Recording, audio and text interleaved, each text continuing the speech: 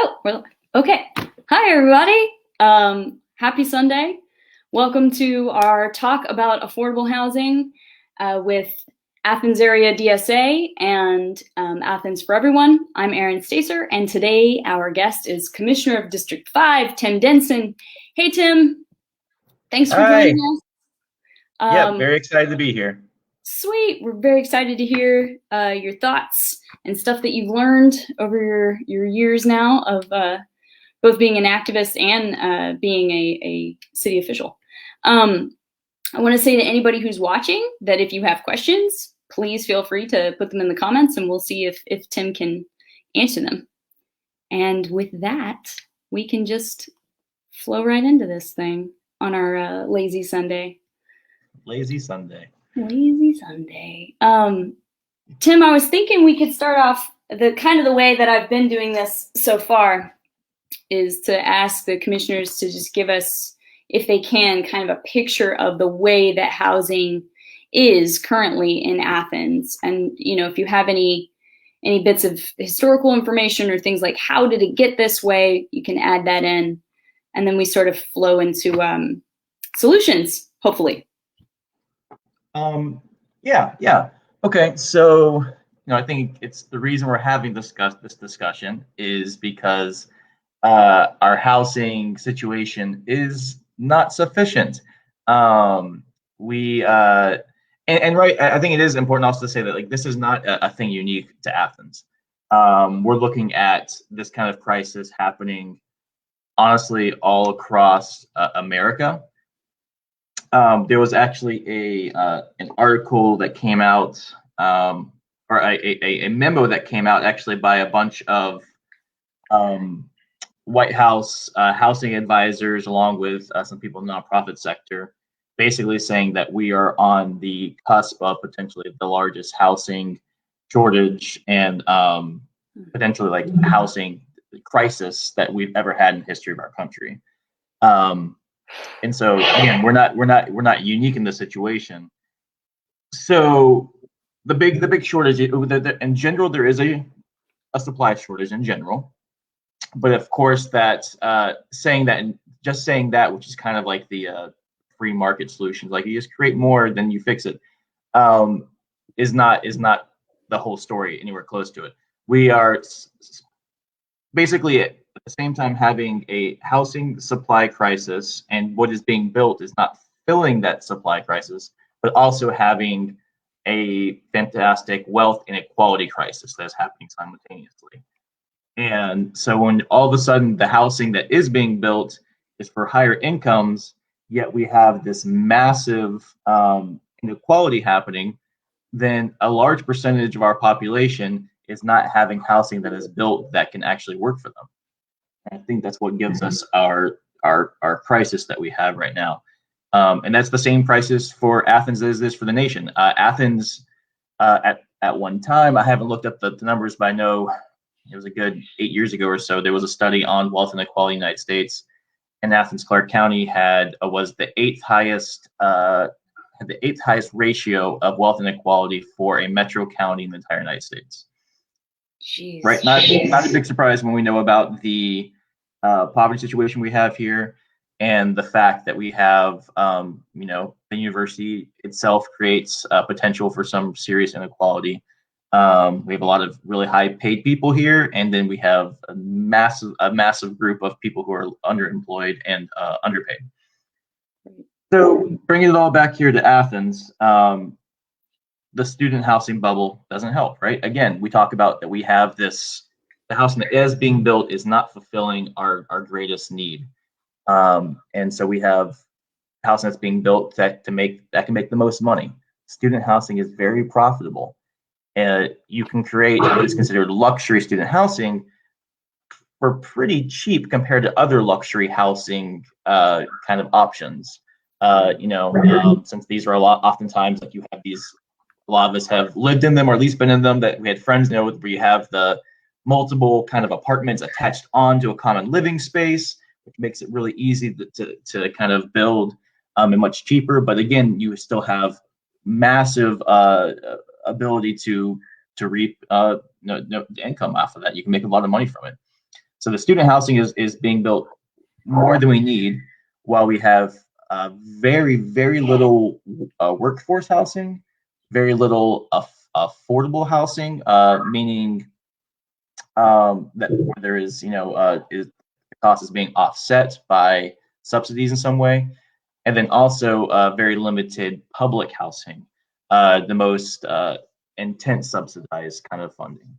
And those three things we're not getting, and those people we're seeing are being pushed out of our county, or are being forced to take up housing options that are not the quality it should be. And we know we've had these, we have some of these trailer parks and stuff that have historically had slumlords, not taking care of them, intentionally not upgrading some of the housing, because if they do upgrade it, all of a sudden they have to actually apply to new regulations and codes. They intentionally don't.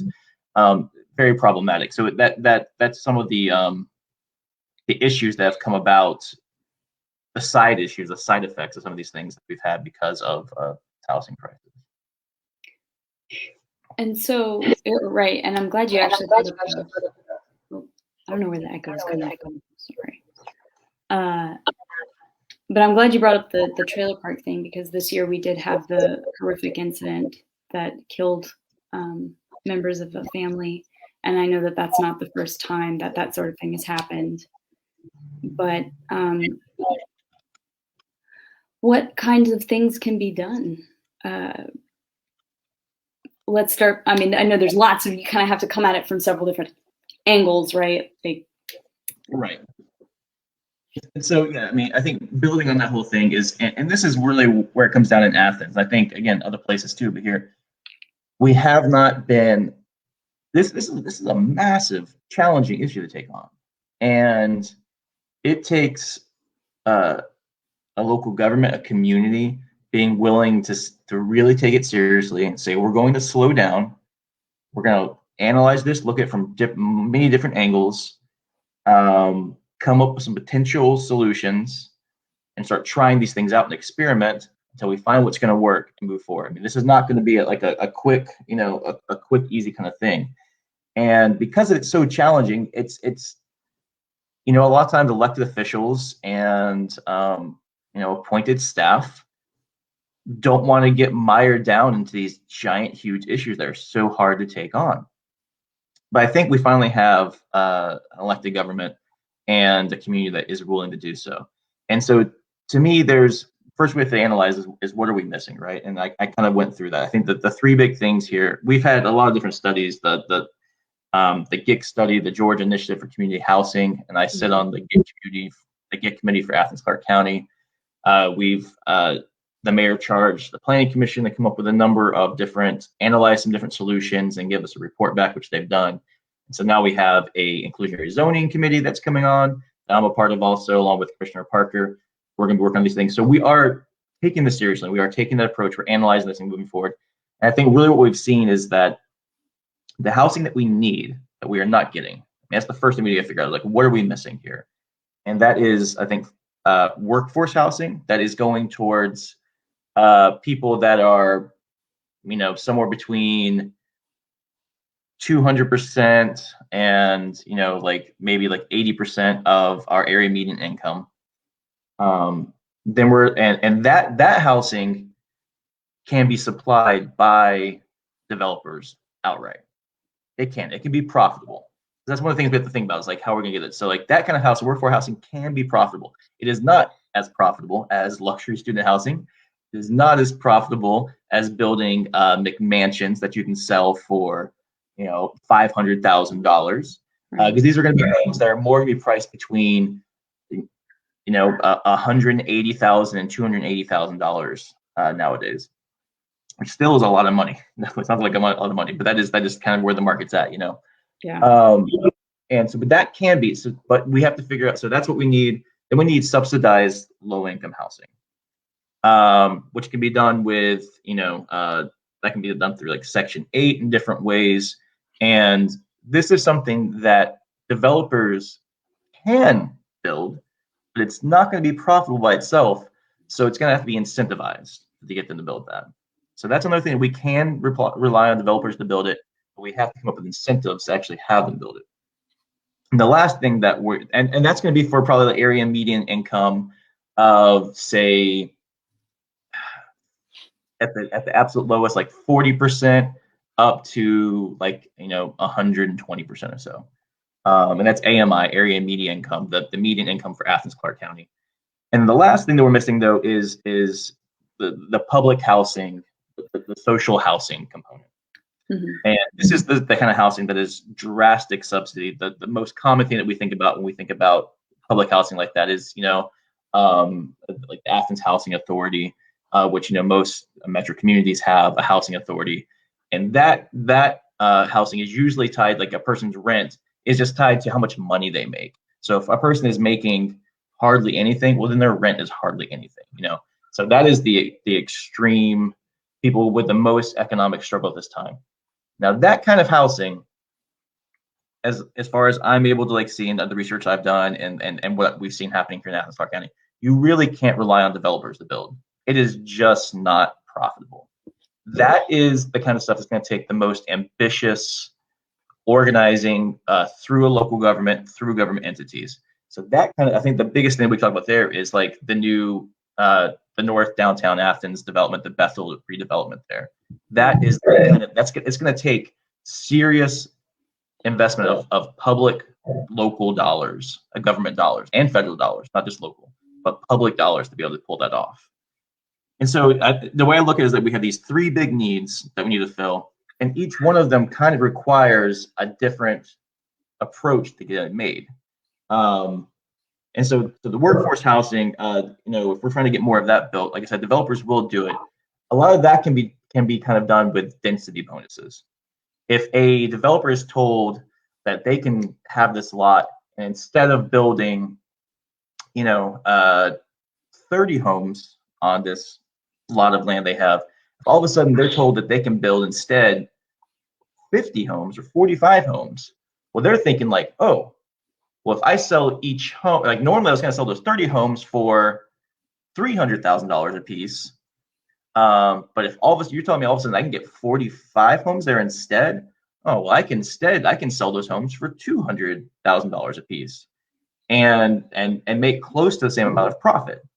And so by using the density bonuses, and that can be done through density bonuses or also just us changing our zoning in areas, changing our zoning to have higher density there, so that we are encouraging that higher density, but also making sure that we're doing this and working with it, say in inclusionary zoning or in some of the different things that we can change with our policy, that we are intentionally incentivizing them to lower that cost. Coming up and saying, all right, we will change the zoning to this if you can show to us and prove to us that instead you're going to sell these homes for 70% of what you were going to, then we'll give you this density bonus. So that's how we can kind of get that workforce housing. That's the easiest one to get because those density bonuses are often available for us. Now, of course, you're going to get community pushback. You might get some NIMBYism, not in my backyard. You get communities that don't necessarily want to see working class people living in close to their neighborhood. So that's something that we got to work on as a community, right? Mm-hmm. But it's also something we have to be willing to push through. We just have to. Our priorities here are that housing is a human right, so we need to take steps that are going to first and foremost make sure that every single person has a house available for them and their family to sleep and live in safely. So that's the workforce housing. That next part, the subsidized low-income housing, that's where I think there's been so much news around. That's like the real inclusionary zoning thing that we have, where we work with a developer, we talk to a developer and kind of negotiate there and say, all right, you're asking for some of these different variances. Maybe there's a density bonus. Maybe you're asking to have an extra floor put on your building so that you can have more units there than you normally would be allowed by zoning. Maybe you don't want to have retail space on your bottom floor, which is what we require in most areas. And so, all right, we'll work with you on some of those things, but we need you to put 15% of these units aside and reserve them as affordable housing units that will be subsidized.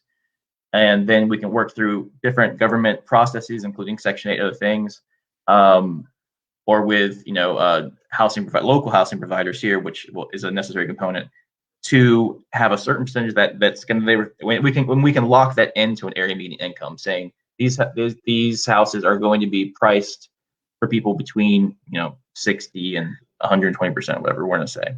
Mm-hmm. So that part we know how to do that. We have not actually created all the policy that we need to do it. Still working on that.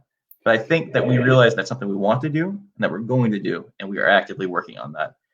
And then the last biggest part, which is, of course, it gets more and more challenging the further you go down to the lower income folks that you're gonna help here, the bigger subsidy it requires, and the more complicated it gets. So the last part is that that deep subsidy, that public housing component. And we just need more of it. And a lot of that's going to require federal funding. A lot of that's going to require the federal government, the state, like showing up and giving us more money to be able to do that. But I think the local government, and I know that myself, we're prepared to invest money there to do those bigger projects like Bethel, or to purchase some dilapidated apartment buildings or hotels and make those transitional housing. I think we're ready to take those steps. And so I think I threw out like a lot there, but to me, that's locally, that is our three big challenges and the three big picture ways that we can be moving towards fulfilling those challenges. Awesome. That was very informative. Thank you. Yeah, I was trying to catch, I was like, oh, I want to ask about that. Oh, I want to ask about that. Real quick, if you can, off the top of your head, I don't know if you're able to do this, but what is our medium income in Athens? Let me see if I can pull up exactly what it is right now. I don't want to throw out an incorrect number.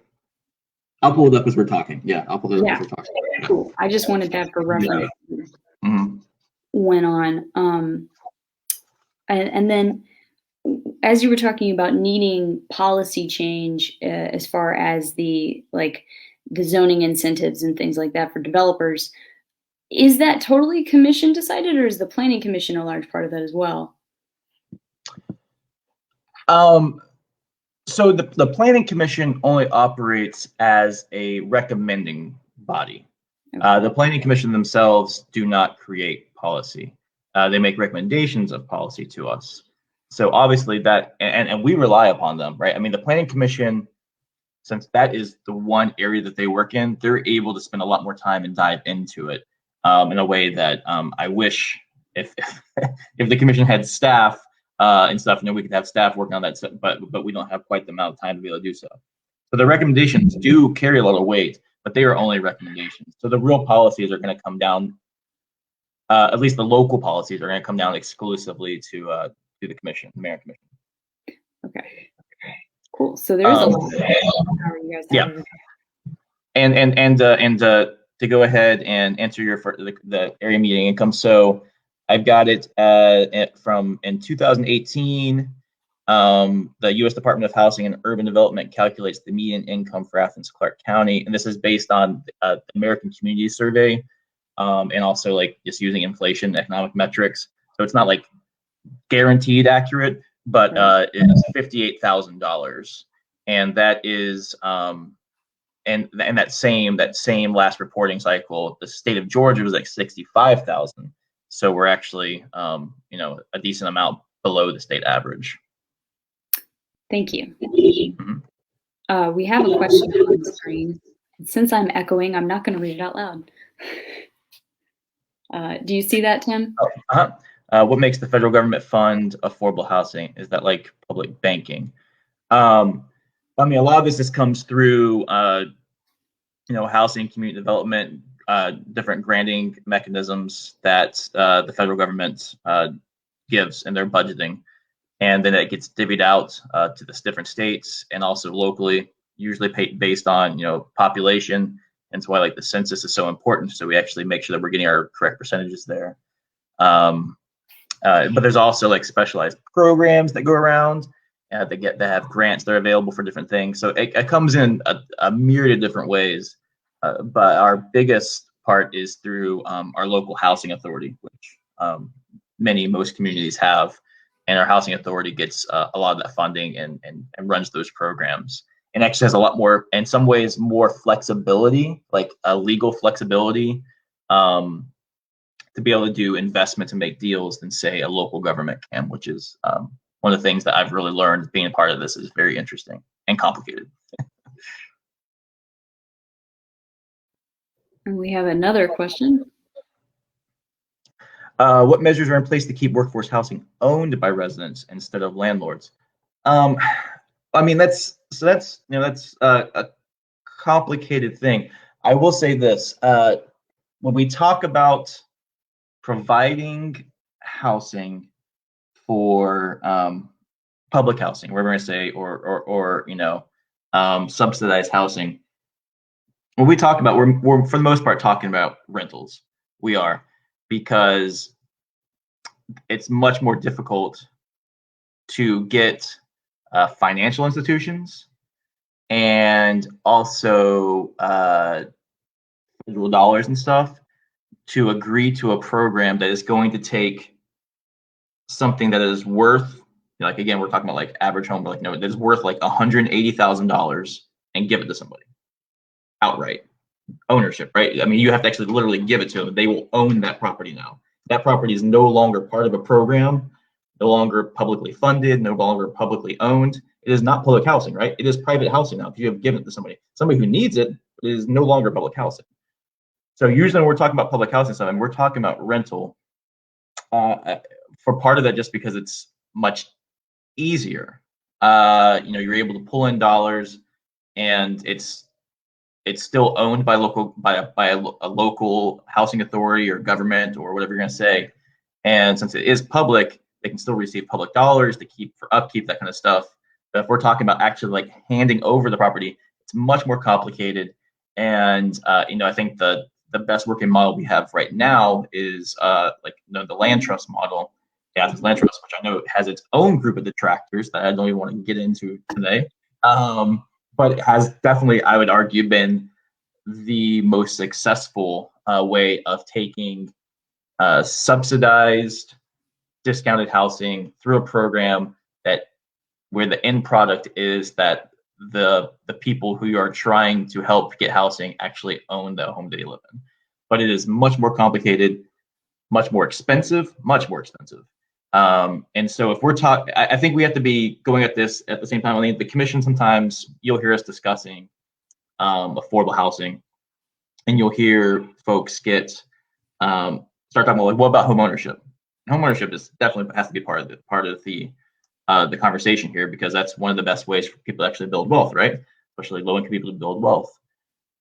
But a part of this reality, and this is part in the Georgia Initiative for Community Housing report, the GIF report we did for Athens, is that the majority of people who we're really, really trying to help that need the most help right now are just do not currently have the financial capacity to actually buy a home, even through the assistance of a land trust model. And so what we need to be providing first and foremost is what is going to help the most people just have quality housing. And that's going to be providing quality, affordable, cheap rental housing. And so affordable, in my mind, this is how you do this. You make that rental housing so affordable that not only is it where they can actually live there and not have to be so worried about things, but also where they're able to save some. They're able to save some money and get their economic standing, get their credit, all that kind of stuff back into good standing. So then they are in a position where they can buy a home. I was able to buy a home, my first home, which we bought very messed up. I literally just had to fix it by my hands for it to be livable in a handful of years ago.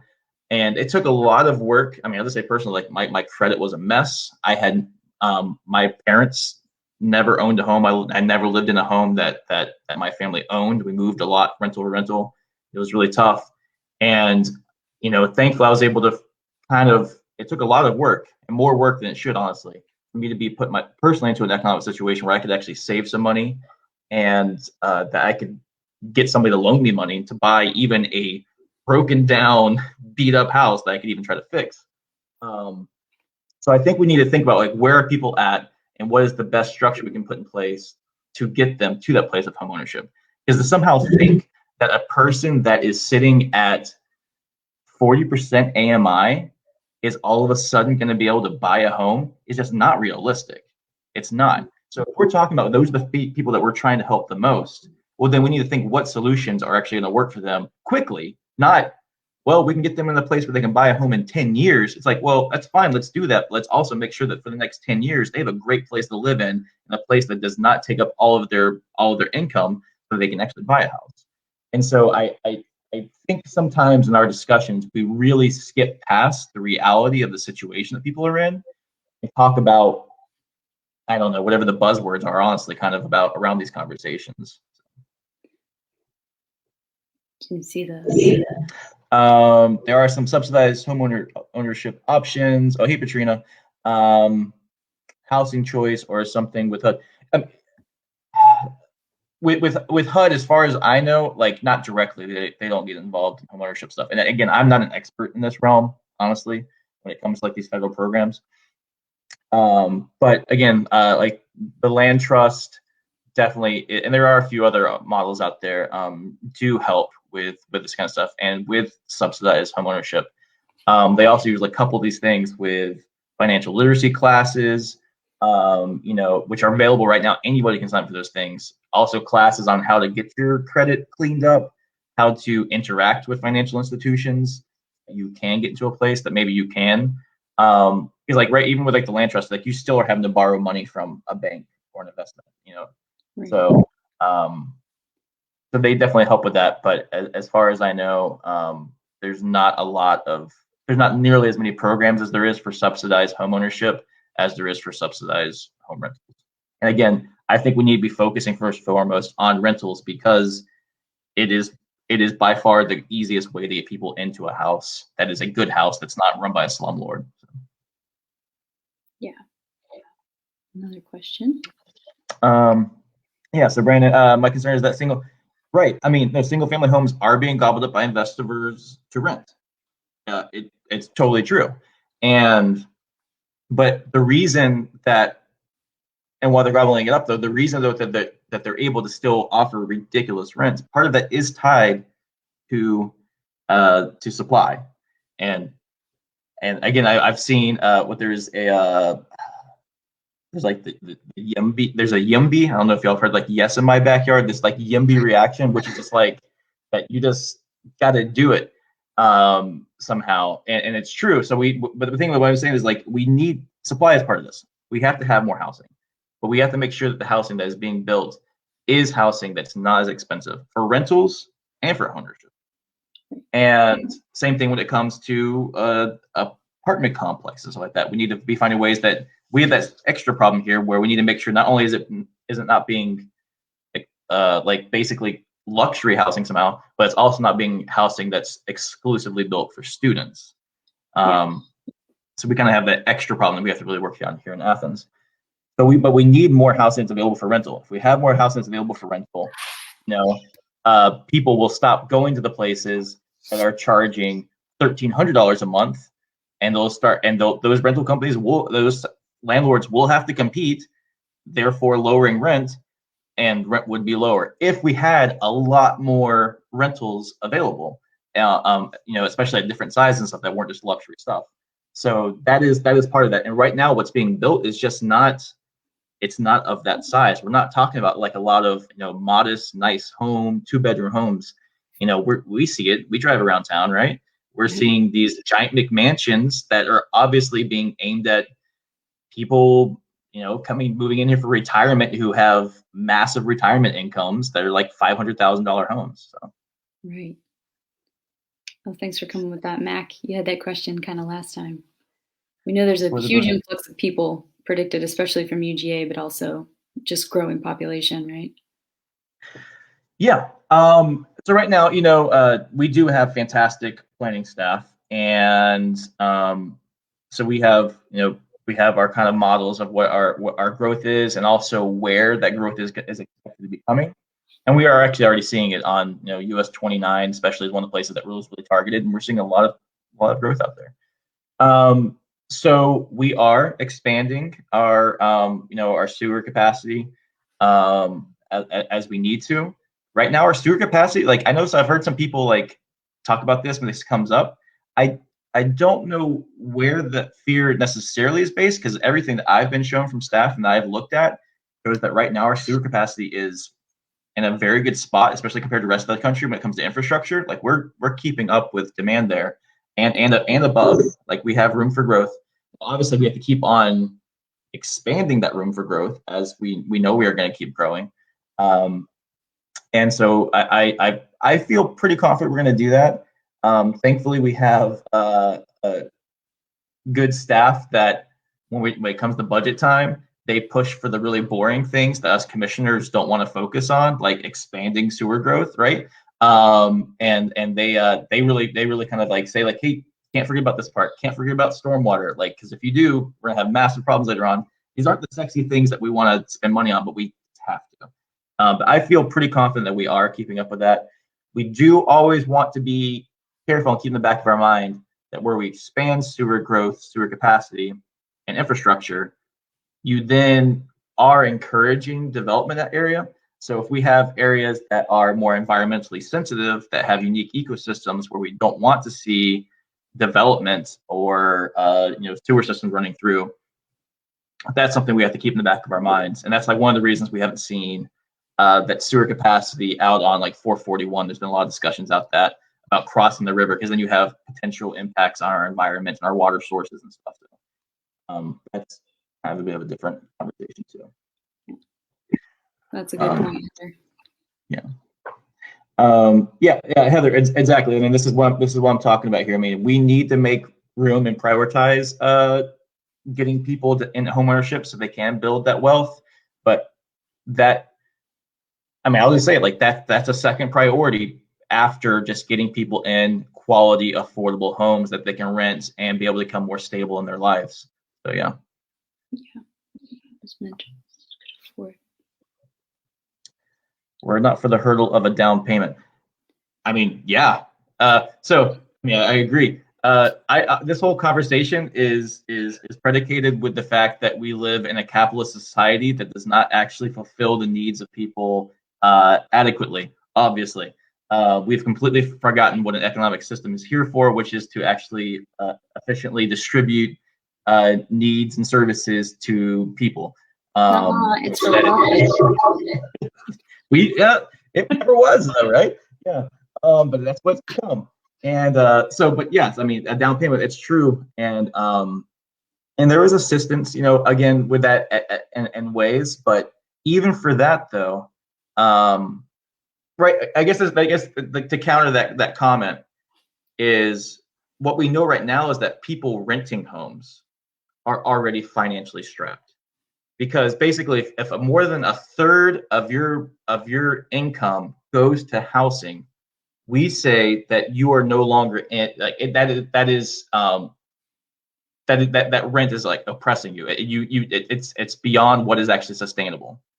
And so if we have so many people renting that are not in a sustainable situation, then getting them to a homeownership situation, it's not necessarily sustainable too. I mean, obviously there is the idea that the mortgage payment oftentimes is lower than a rental payment, but then you also have to pay for upkeep of your house and stuff because that's no longer done for you. So I mean, we still have to first and foremost get a person into a situation that is sustainable, that is not taking away all their savings and taking away all their income. And in a place like Athens-Clarke County, we first and foremost just need to really drastically increase our rental housing stock, and specifically based on workforce and lower income levels. Yeah. Absolutely. The mother-in-law units. So yeah, I mean, that is one of the things that we're actually working on right now, so that people can have just secondary units in their backyards and stuff. And so, I mean, mother-in-law units, I guess it can get a little confusing if the term that we usually use is accessory dwellings, because they're usually thought of as like being separate from the main dwelling. Like here in my home, we're a multi-generational home. We have a mother-in-law suite for not mother-in-law, an in-law suite. My father-in-law lives there too. And so, but usually we're talking about the accessory dwelling. We're talking about an apartment or a smaller house that's in somebody's backyard that you can build into an infill on somebody's lots. I'm really trying to get away from like these catchphrases that I think really people don't understand, like infill building, right? Like I didn't know what infill building was like up until a few years ago. I was like so confused. So if you have property, you have a bunch of open area in your backyard. Infill would be that you could fill in, I guess, right? Where the term comes from, that space with other units. And right now there is pretty strict regulations on that in Athens-Clarke County. And I definitely argue that overly strict, and that we need to open that up, because that's definitely a way that we can have that diversity of housing that fill the need for different economic levels, can definitely be with ADUs or accessory dwelling units. And the committee that I'm on right now, that's been formed with myself, Commissioner Parker, and then we have two individuals from the Planning Commission, and then we have two other individuals that serve on the GET committee with me, and we're all like kind of working on what these policies are actually going to be, and bringing the recommendations to the commission. And one of this is going to be for opening up our accessory dwellings to help with this. But what you always want to be careful of is not opening up to the point where you have infill housing where you have your code is so loose that a luxury developer looks and says, oh, I can kind of abuse this accessory dwelling unit policy, and I was going to build one like ridiculously expensive house here. Now I can build 3 in this lot. So that's what you have. That's the backlash that you're trying to be careful from not getting into. But I think we will see. My hope is that the ADU policies that we're going to redo are going to be in the next. I'm really hopeful, but within this year is my hope. The very first thing that we're going to be working on is the inclusionary zoning policy, so we can have an actual policy. I like to talk about like as a menu. So when a developer comes and again asks for those variances or changes, we can basically say like, great, so you have these 5 variances that you want. 2 of those variances we list as being pretty large asks. 3 of them are kind of small asks. Here's the menu of things that we would like to see in return for those asks that you gave us. And then we get like 20% of their units as affordable housing. So that's the first thing we're gonna be taking on. But the second one is going to be the accessory dwelling units.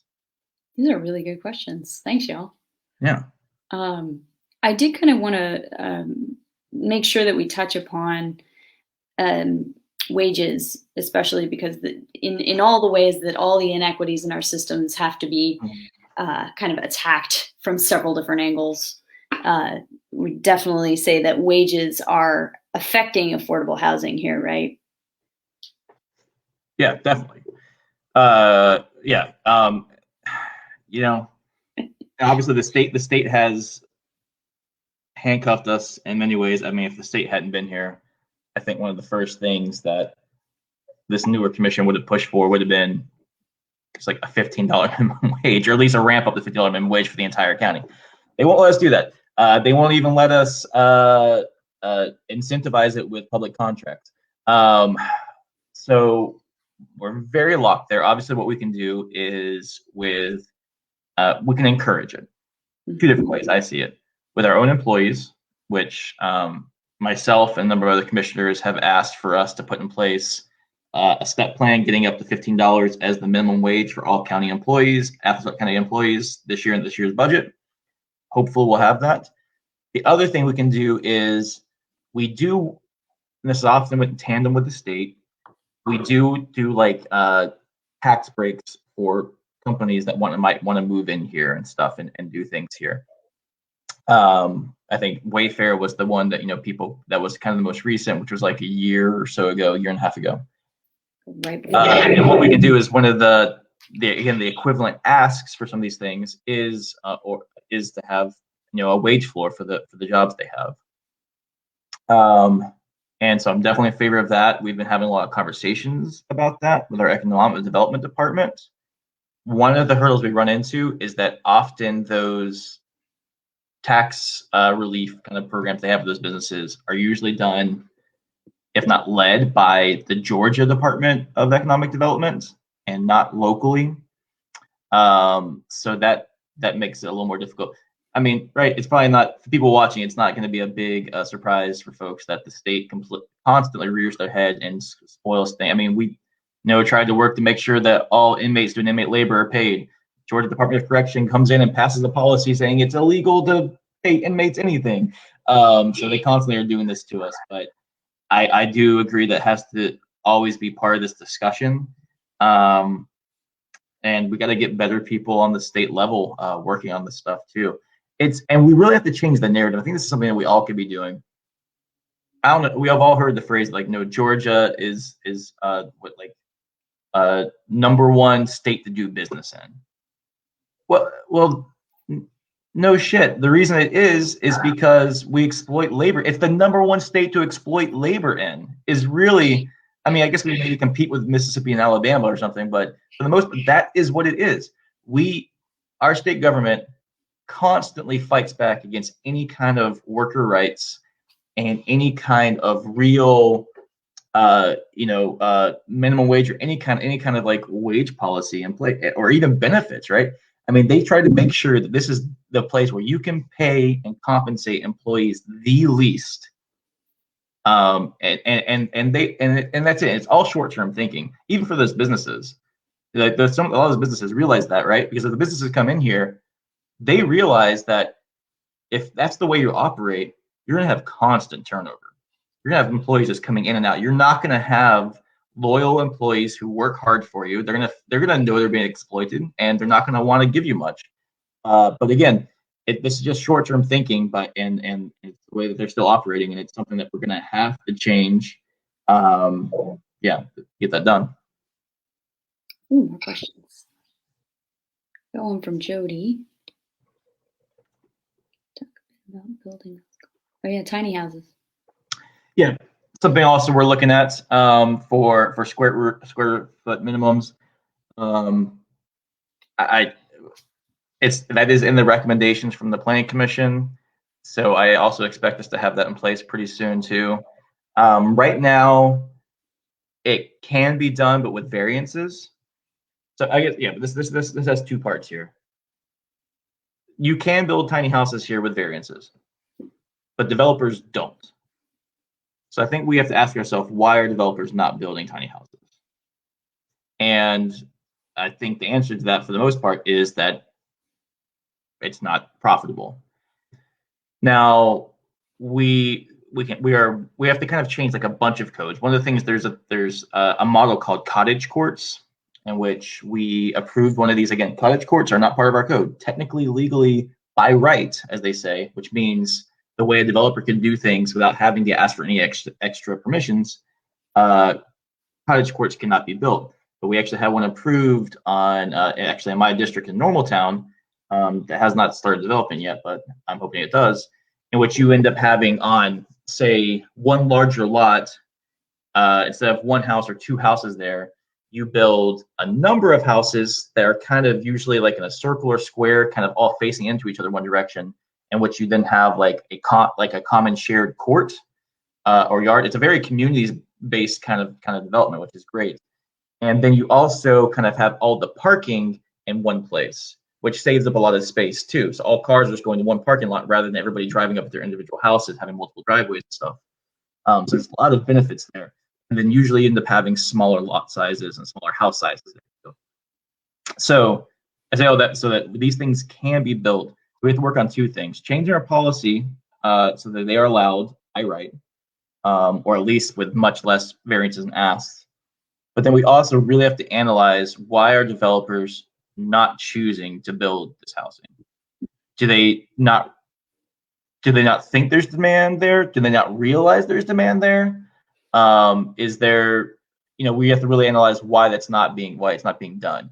And then this also goes to the financial industry, which is a part that doesn't get talked about as much too. A lot of times these things aren't done because right, even these developers, I mean, they're not paying for this out of their pocket. They get banks or people to invest in these kind of developments.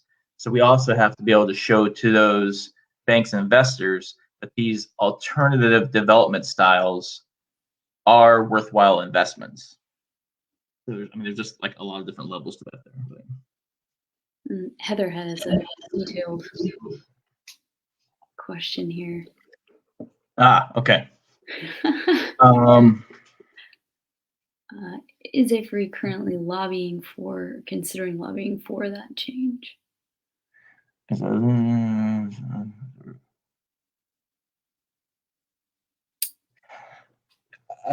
Yeah. The gratuities clause, geez.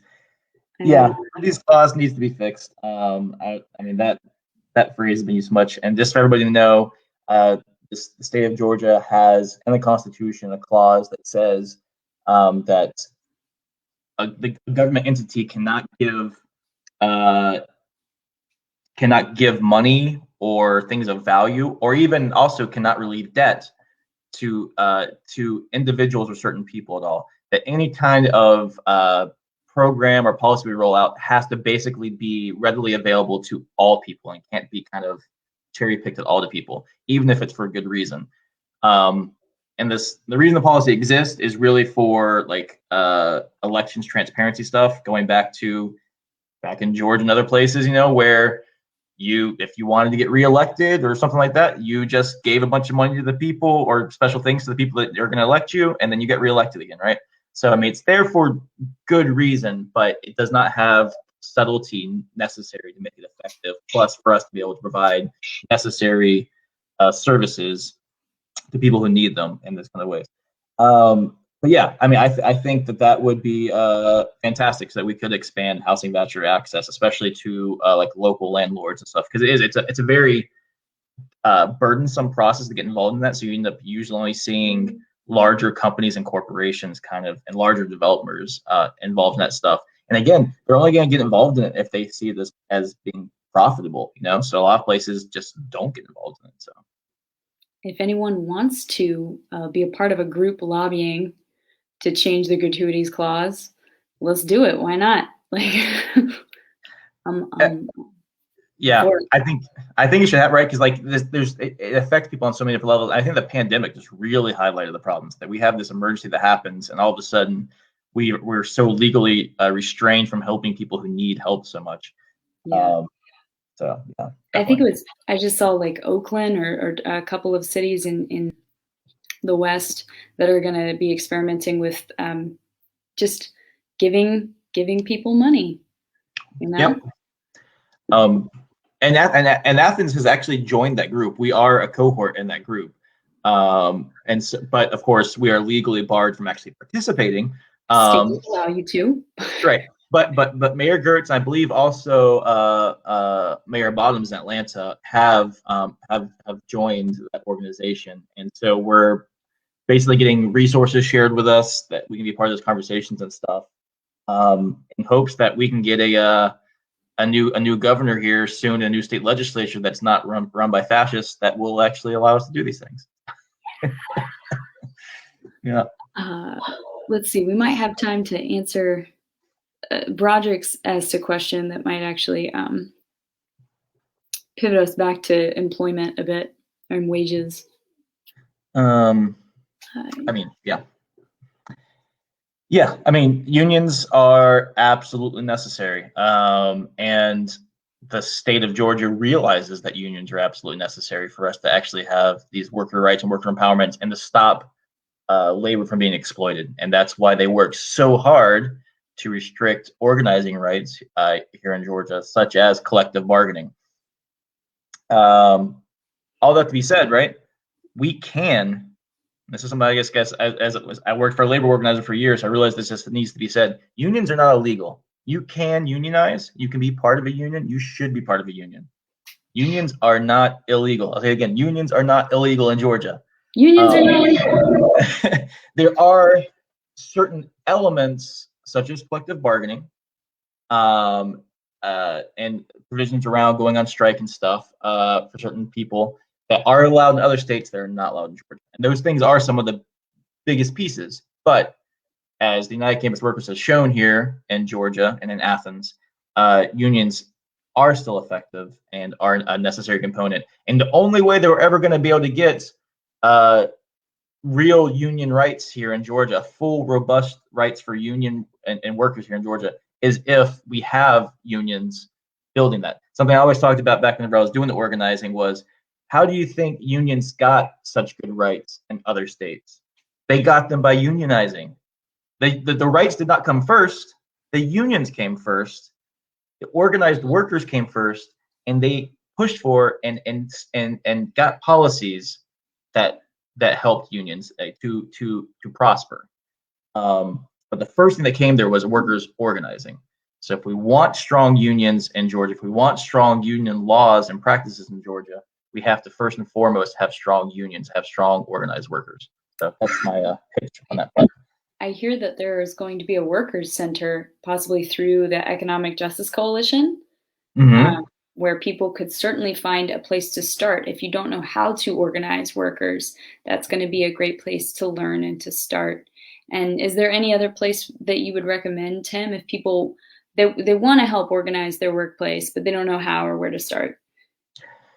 Yeah, I mean, so one of the things that I want us to see is Athens used to be the home of a Northeast Georgia Labor Council many years ago. And we do not have one at this time. The closest one we have is in Metro Atlanta right now. That's large. So that's something we need to do. I have talked with the good folks at the Georgia AFL-CIO. They would like to see that Labor Council put back in place here. And I think that's kind of a necessary component. And I think that obviously the Workers Center would be perfect as an entryway, a doorway into that kind of thing. Because right now, like, the answer would be like, you can contact folks at the Georgia AFL-CIO and stuff like that, but they're not local here.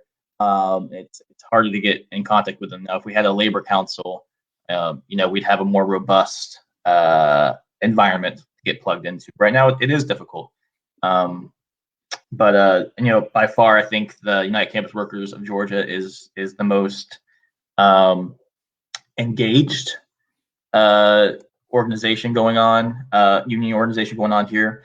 And I know from working with them for a while and knowing so many of the great members over there and how passionate they are, that I feel pretty confident that you could visit ucwga.com and contact those folks, and they would definitely be helpful to get any industry, I think, off the ground organizing if you're willing. And heck, I'll say that feel free to contact me, and I will help put you in place too. Yeah. Awesome. Any other question? But there is one other important thing that I haven't brought up here that I do want to see. Yeah. One thing we haven't talked about is housing trust funds. So again, we going back to like the three big needs we have, and the one that's the most difficult to get into. And I saw, I think Brandon had a question on Facebook about the city buy plots of land and develop it for our specifications. This is what made me remember to come back to this part. Is again, the public, like the true public or social housing, whatever we want to call it, that is the most difficult part to get in place because it is the most expensive, and it requires the most government public intervention to get it to happen. So one of the things that we want to see, and this is one of the recommendations from the GIT committee also, is to create a housing trust fund, so that when we talk about like the inclusionary zoning, one of the offers there is some developments that I've actually even worked on and talked to developers with, where do you look at this and be like, okay, we want to make sure that we get some housing for the community who needs it most, some affordable housing, some subsidized housing out of this, but your development, the way it's being done, say it's like a student housing one, it's like, it just doesn't seem like it would really work in this kind of development.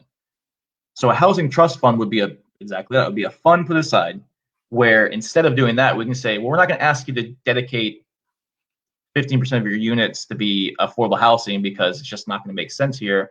So what we're going to say is we're going to ask you to contribute the financial equivalent to those 15 units into our housing trust fund. And that housing trust fund will, so we have developers just putting millions of dollars into it. We had an opportunity with potentially with the Pottery Town thing that ended up falling apart and is now just turning into more student housing, unfortunately. We had an opportunity to possibly kind of start doing this, and so we get all this money. We can wait till that money, gets to a large amount, so we can use it kind of like we did with the Bethel Helms redevelopment. And we can be like, all right, that's it.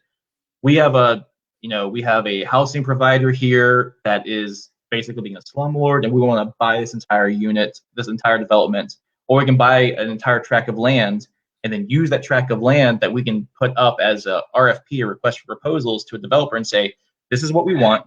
We want affordable housing that's going to be given to people that are, from 40 to 120% AMI.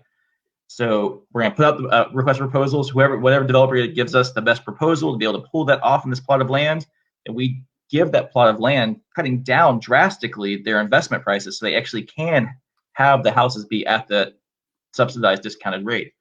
So the housing trust fund is going to be an integral component for us long term to actually fulfilling the housing needs that we need here. Right now, again, we don't have the legal structure for it. It's a bit of we totally can. It is legal. You can do it legally in Georgia. It just requires some interesting maneuvering that our county attorneys have already been working on. And that is, again, my hopes is that within the next year, we will have a housing trust fund stood up and ready to go, so that we can be having those developers who want these nice things. They're like, cool, you want those nice things that are going to help you get some profit? All right, we'll do that if you give money into this fund so that we can build the housing that we actually need here for the other opinions. That's awesome. And Project brings up another good point.